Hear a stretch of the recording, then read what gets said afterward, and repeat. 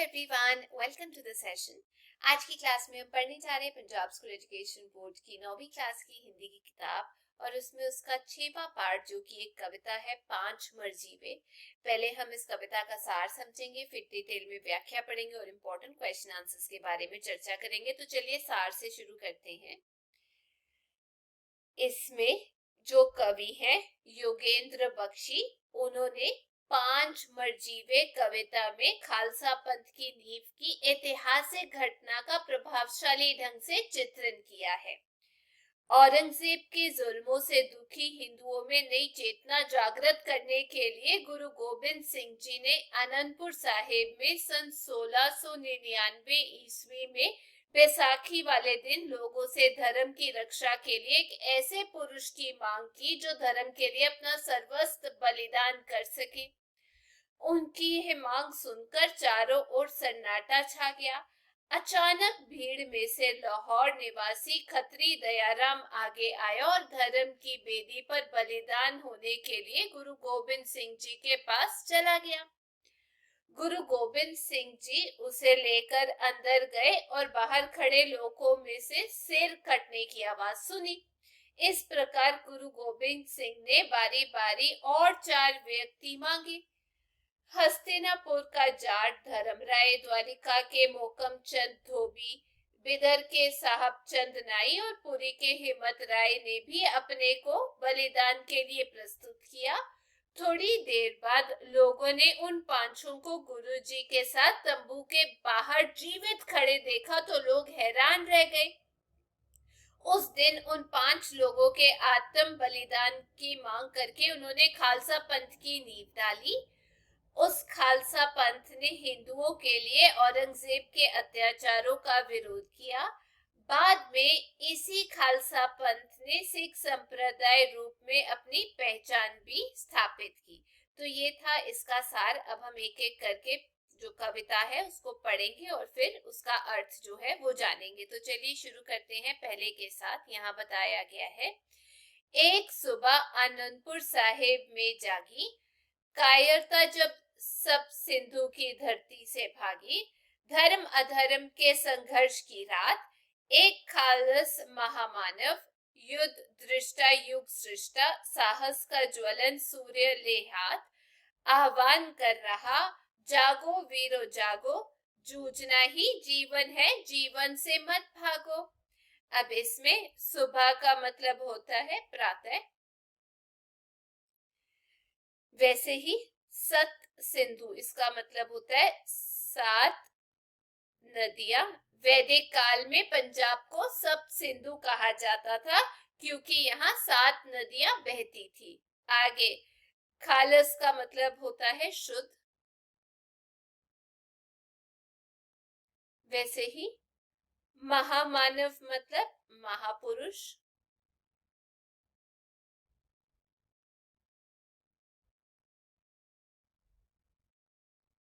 और युद्ध दृष्टा मतलब जमाने को देखने वाला,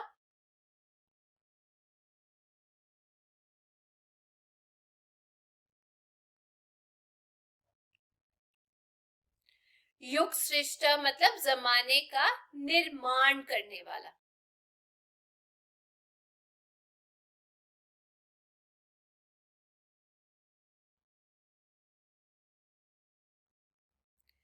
उसके बाद है ज्वलंत का मतलब जलता हुआ या प्रकाशवान भी आप बोल सकते हैं।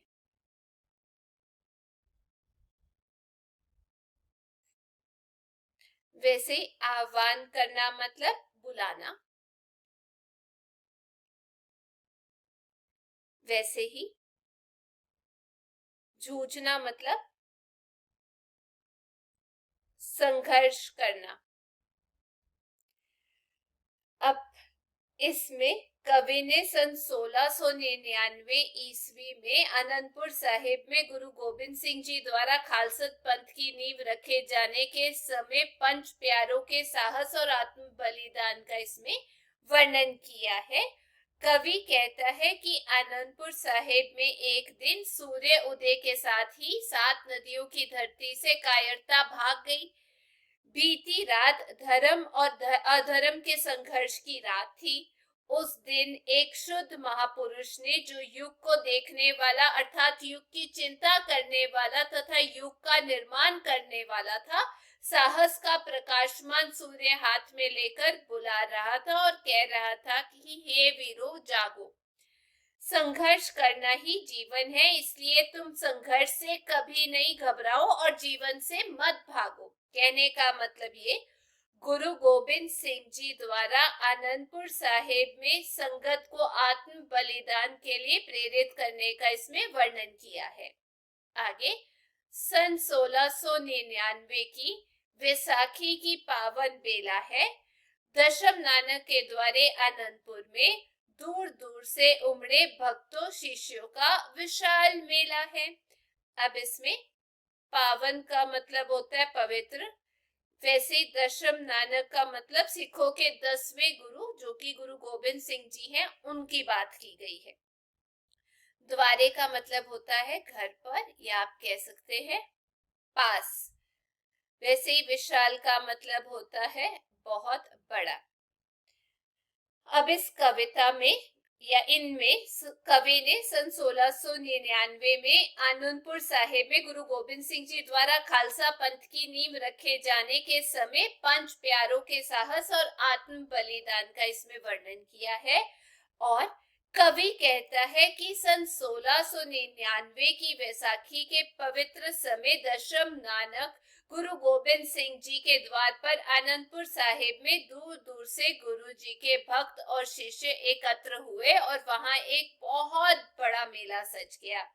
कहने का मतलब ये, वैसाखी पर आनंदपुर साहिब में लगे मेले का इसमें वर्णन है। आगे, तेज पुंज गुरु गोबिंद के हाथों में है नंगी तलवार, लहराती हवा में बारंबार, अकाल पुरुष का है फरमान, अभी तुरंत चाहिए एक बलिदान, अन्याय से मुक्ति दिलाने को, धर्म बचाने, शीश कटाने को, मरजीवा क्या कोई है तैयार, मुझे चाहिए शीश एक उपहार, जिसका अद्भुत त्याग देश की, मरण आसन चेतना में कर दे नवरक्त संचार। अब इसमें तेज पुंज का मतलब होता है दिव्य ज्योति का समूह, तो यहाँ पर मैं लिख देती हूँ दिव्य ज्योति का समूह। आगे, फरमान का मतलब होता है आज्ञा, अकाल पुरुष मतलब हम कह सकते हैं ईश्वर,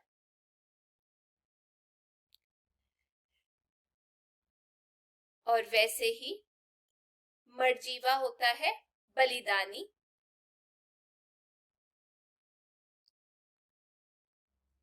या आप कह सकते हैं मर कर भी जीवित रहने वाला या मरने को तैयार। वैसे ही शीश का मतलब होता है सिर, उपहार का मतलब होता है भेंट, या आप कह सकते हैं सौगात। अद्भुत का मतलब विचित्र या अनोखा, मरणासन मतलब मरने के निकट या जो मर रहा हो।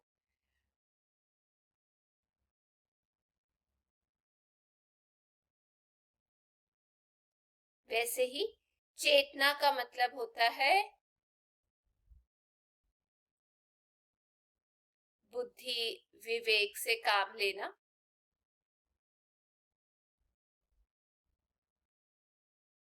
या आप कह सकते हैं सोच विचार कर काम लेना। अगला, नवरक्त का मतलब नया खून, संचार का मतलब होता है बहा देना।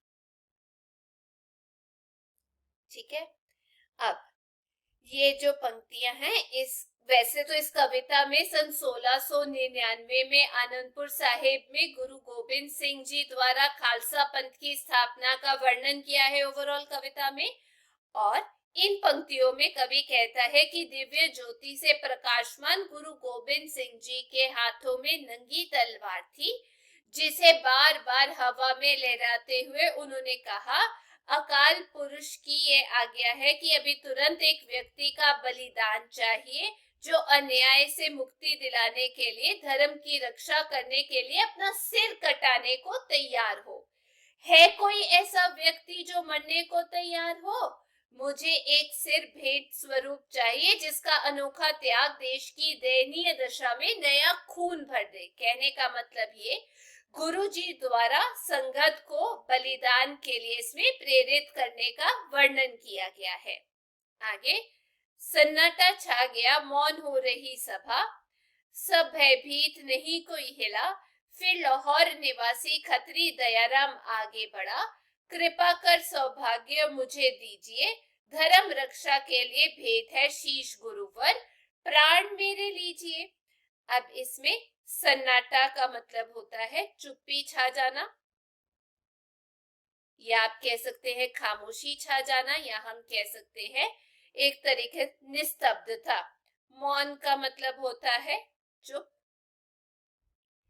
भयभीत का मतलब डरे हुए, गुरुवर का मतलब हे गुरु श्रेष्ठ। अब इस कविता में गुरु जो कवि है उन्होंने सन 1699 में आनंदपुर साहिब में गुरु गोबिंद सिंह जी द्वारा खालसा पंथ की स्थापना का तो वर्णन किया है कविता में। इस पंक्तियों के अंदर कवि कहता है कि गुरुजी द्वारा एक व्यक्ति के सिर का बलिदान मांगने की बात सुनकर सारी सभा में खामोशी छा गई और सभी भयभीत डर गए और चुप रह गए। सभी डरे हुए थे, कोई भी अपनी जगह से ना हिला। तभी लाहौर निवासी खत्री दयाराम आगे बढ़ा और उसने गुरुजी से निवेदन किया कि हे गुरु श्रेष्ठ, धर्म की रक्षा के लिए अपना सिर भेंट करने का सौभाग्य कृपा करके मुझे मेरे प्राण ले लीजिए। कहने का मतलब दयाराम द्वारा अपना बलिदान देने का इसमें वर्णन किया है। आगे, खिल उठे दशमेश उसकी बात थाम, ले गए भीतर बन गया काम, उभरा स्वर शीश कटने का और फिर गहरा विराम, भयाकुल चकित चेहरे सभा के रह गए दिल थाम। अब इसमें खिल उठने का मतलब होता है प्रसन्न हो जाना। वैसे ही दशमेश का मतलब होता है दसम गुरु, गुरु गोबिंद सिंह जी। थाम का मतलब होता है पकड़कर। बन गया काम मतलब काम पूरा हो गया इसके अंदर। उसके बाद विराम का मतलब मौन, या आप कह सकते हैं चुप्पी। भयाकुल मतलब डर से घबराए हुए।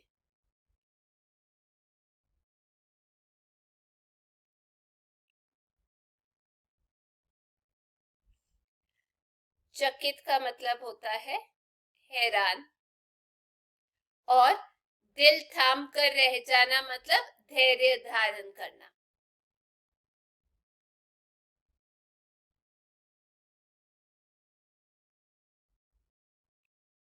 मैं फिर से बता रही हूँ कि इस कविता में तो कवि ने सन 1699 ईस्वी में आनंदपुर साहिब में गुरु गोबिंद सिंह जी द्वारा खालसा पंथ की स्थापना का वर्णन किया है। और हम ये कह सकते हैं इन पंक्तियों में कवि कहता है कि लाहौर के खत्री दयाराम द्वारा बलिदान के लिए अपने आप को प्रस्तुत करने की बात सुन दशम पातशाह गुरु गोबिंद सिंह जी प्रसन्न हो उठे।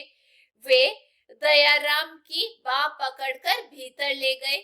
उन्होंने जान लिया कि वे जो चाहते थे वह हो गया है। तभी भीतर से सिर कटने का स्वर आवाज आई और फिर एक गहरी खामोशी छा गई। सभा में मौजूद लोगों के चेहरे हैरान होकर डर से घबरा गए। उन्होंने बड़ी कठिनता से धैर्य धारण किया। मतलब दयाराम के बलिदान देने का इसमें वर्णन है। आगे, रख रंजित फिर लिए तलवार, आ गए गुरुवर पुकारे बारंबार, एक मर्जीवा अपेक्षित और है, बड़े आगे कौन है तैयार। अब इसमें रक रंजित मतलब खून से लथपथ, जो तलवार लेकर गए थे वो खून से लथपथ थी, या आप कह सकते हैं इसका मतलब है खून से भीगी हुई। वैसे ही मर्जीवा मतलब मरने को तैयार। अपेक्षित मतलब चाहिए, या आप कह सकते हैं जिसकी आवश्यकता हो। अब हमें पता है, फिर से मैं वही बात आप लोगों को बता रही हूँ कि ये जो कविता है इसमें कवि ने सन 1699 ईस्वी में आनंदपुर साहिब में गुरु गोबिंद सिंह जी द्वारा खालसा पंथ की स्थापना का वर्णन किया है। और इन पंक्तियों के अंदर कवि कहता है कि दयाराम खत्री के बलिदान के बाद गुरुजी हाथ में खून से लथपथ तलवार लिए बाहर आए और उन्होंने बार बार ये पुकारा कि अभी एक और मरने को तैयार व्यक्ति की आवश्यकता है, जो इस बलिदान के लिए तैयार हो वह आगे बढ़े। कहने का मतलब गुरुजी द्वारा एक और बलिदानी की आवश्यकता का इसमें वर्णन किया गया है। आगे, प्राण के लाले पड़े हैं, सभी के मन स्तब्ध से मानो जड़े हैं, किंतु फिर धर्मराय बलिदान व्रतधारी जाट हस्तिनापुर का खड़ा करवत गुरु चरण बलिहारी, हर्षित गुरु ले गए भीतर उसे भी लीला विस्मयकारी। अब इसमें प्राण के लाले पड़ना मतलब जीना कठिन हो जाना या अपनी जान की चिंता होना। तो मैं यहाँ लिख देती हूँ अपनी जान की चिंता होना। वैसे ही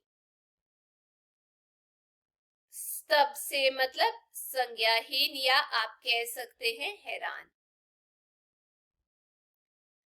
उसके बाद जड़े का मतलब निर्जीव या आप कह सकते हैं बेजान। उसके बाद आ जाता है करबद्ध का मतलब होता है हाथ जोड़कर।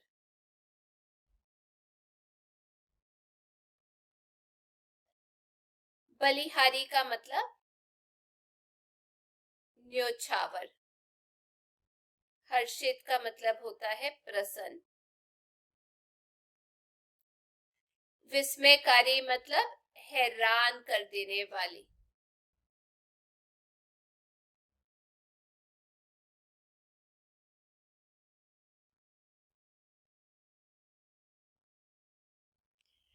अब हमें पता है कि ये जो कविता है इसमें कवि ने सन 1699 ईस्वी में आनंदपुर साहिब में गुरु गोबिंद सिंह जी द्वारा खालसा पंथ की स्थापना का वर्णन किया है।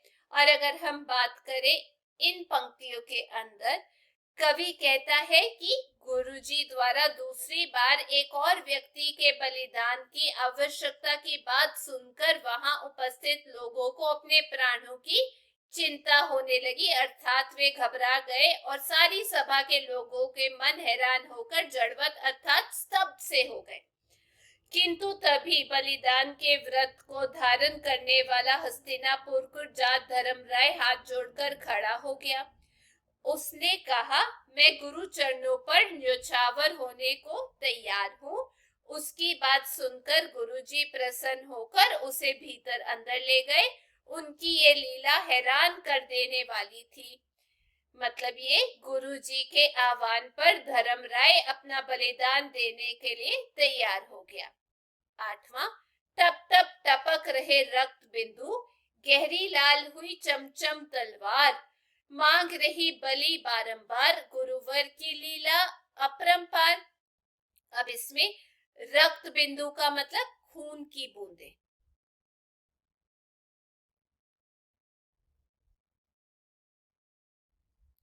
वैसे ही चमचम का मतलब चमकती हुई। अपरंपार का मतलब होता है जिसका कोई पार ना हो या जिसकी कोई सीमा ना हो, या हम कह सकते हैं असीम।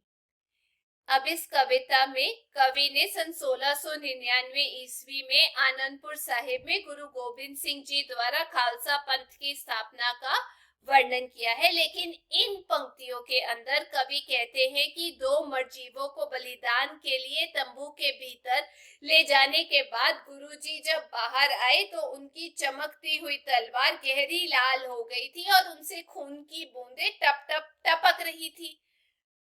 गुरुजी की तलवार बार बार बलिदान मांग रही थी, अर्थात अभी और बलिदान के लिए मरजीवों का आह्वान कर रही थी। कवि कहते हैं कि गुरुजी की लीला कोई पार नहीं पाया जा सकता, अंदाजा नहीं लगाया जा सकता।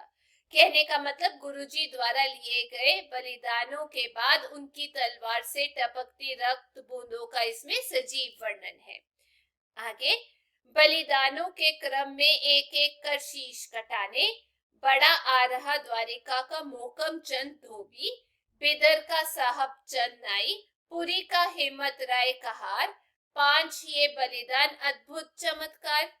अब इसमें क्रम का मतलब होता है सिलसिला या कार्य या कृत्य, वैसे ही अद्भुत चमत्कार का मतलब होता है, आप कह सकते हैं अनोखी बात या विचित्र करामात। ठीक है, हमें पता है इस कविता में कवि ने सन 1699 ईस्वी में आनंदपुर साहिब में गुरु गोबिंद सिंह जी द्वारा खालसा पंथ की स्थापना का तो वर्णन किया है, लेकिन इन पंक्तियों में कवि कहता है कि बलिदानों का सिलसिला चलता रहा।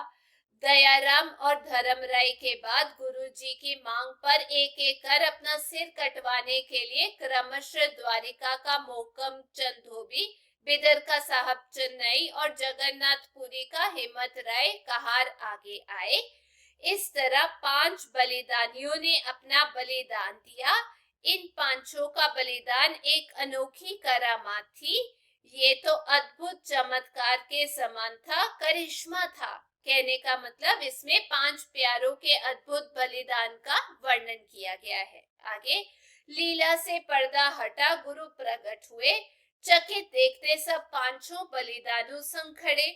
गुरुवर बोले, मेरे 5 प्यारे सिंह, साहस रूप वेश नाम में न्यारे सिंह, दया सिंह, धर्म सिंह और मोहकम सिंह, खालिस जाति खालसा के साहब सिंह व हिम्मत सिंह, शुभाचरण पथ पर निर्भय देंगे बलिदान, अब से पंथ खालसा मेरा ऐसे वीरों की पहचान। अब इसमें चकित का मतलब हो जाता है हैरान, वैसे ही संग का मतलब होता है साथ, न्यारे का मतलब होता है अलग या आप कह सकते हैं अनोखे। उसके बाद है खालिस का मतलब शुद्ध, खालसा मतलब सिख पंथ,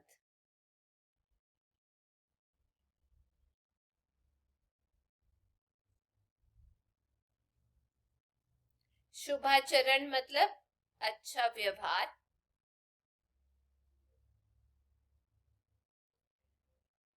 पंथ का मतलब होता है या पथ का मतलब होता है रास्ता, और निर्भय का मतलब होता है निडर।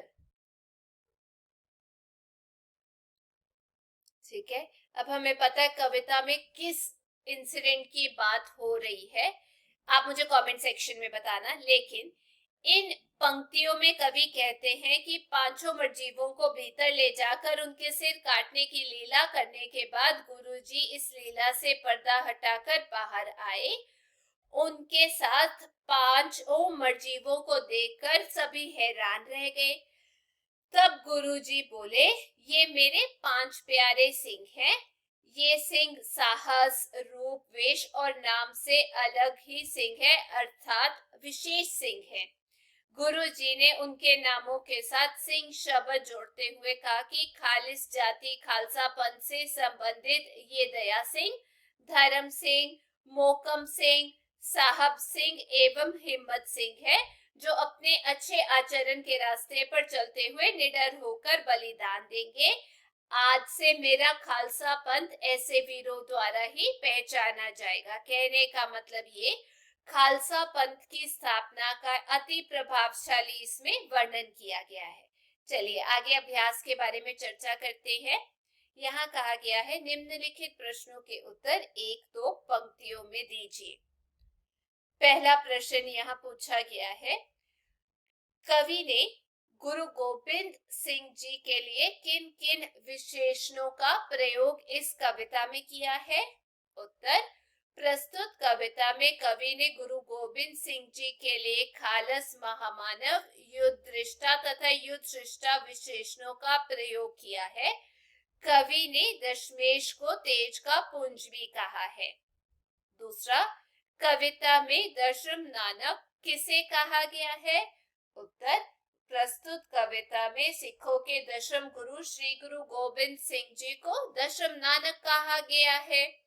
तीसरा प्रश्न, सन 1699 ईस्वी में विशाल मेला कहाँ लगा था? उत्तर, सन 1699 ईस्वी में विशाल मेला अनंतपुर साहिब में लगा था।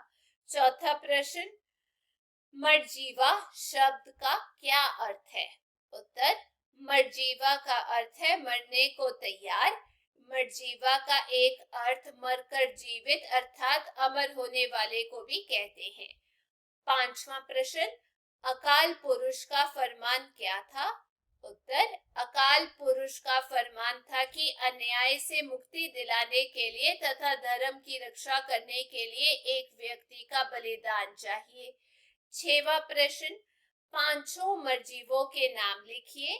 उत्तर, पांचों मरजीवों के नाम है लाहौर का दयाराम, भाई दया सिंह, हस्तिनापुर का धर्मराय, भाई धर्म सिंह, द्वारिका का मोकम चंद, भाई मोकम सिंह, बेदर का साहब चंद, भाई साहिब सिंह तथा पुरी का हिम्मत राय, भाई हिम्मत सिंह। सातवां प्रश्न, जो व्यक्ति न्याय के लिए बलिदान देता है, धर्म की रक्षा के लिए शीश कटा लेता है, उसे हम क्या कहकर पुकारते हैं? उत्तर, जो व्यक्ति न्याय के लिए बलिदान देता है, धर्म की रक्षा के लिए शीश कटाकर बलिदान देता है, उसे हम मरजीवा कहते हैं। आठवां, गुरुजी ने वीरों की पहचान क्या बताई? उत्तर, गुरुजी के अनुसार शुभाचरण करते हुए जीवन पथ पर निर्भय होकर बलिदान देना ही वीरों की पहचान है। नौवां प्रश्न, धर्म अधर्म के संघर्ष की रात का क्या अर्थ है?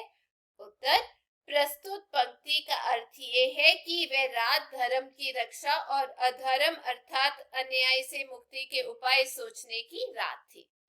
आगे निम्नलिखित पद्यांशों की सप्रसंग व्याख्या कीजिए। पहला, तेज पुंज गुरु गोबिंद के हाथों में है नंगी तलवार, लहराती हवा में बारंबार अकाल पुरुष का है फरमान, अभी तुरंत चाहिए एक बलिदान, अन्याय से मुक्ति दिलाने को, धर्म बचाने, शीश कटाने को, मरजीवा क्या कोई है तैयार? मुझे चाहिए शीश एक उपहार, जिसका अद्भुत त्याग देश की मरणासन चेतना में कर दे नवरक्त संचार, नया खून भर दे। अब इसमें कवि कहता है कि दिव्य ज्योति से प्रकाशमान गुरु गोबिंद सिंह जी के हाथों में नंगी तलवार थी, जिसे बार बार हवा में लहराते हुए उन्होंने कहा, अकाल पुरुष की ये आज्ञा है कि अभी तुरंत एक व्यक्ति का बलिदान चाहिए, जो अन्याय से मुक्ति दिलाने के लिए, धर्म की रक्षा करने के लिए अपना सिर कटाने को तैयार हो। है कोई ऐसा व्यक्ति जो मरने को तैयार हो? मुझे एक सिर भेंट स्वरूप चाहिए, जिसका अनोखा त्याग देश की दयनीय दशा में नया खून भर दे। दूसरा, लीला से पर्दा हटा गुरु प्रकट हुए, चकित देखते सब पांचों बलिदानी संग खड़े, गुरुवर बोले मेरे पांच प्यारे सिंह, साहस रूप वेश नाम में न्यारे सिंह, दया सिंह, धर्म सिंह और मोकम सिंह, खालिस जाति खालसा के साहब सिंह व हिम्मत सिंह, शोभाचरण पथ पर निर्भय देंगे बलिदान, अब से पंथ खालसा, मेरा ऐसे वीरों की पहचान। अब इसमें कवि कहते हैं कि पांचों मरजीवों को भीतर ले जाकर उनके सिर काटने की लीला करने के बाद गुरुजी इस लीला से पर्दा हटाकर बाहर आए।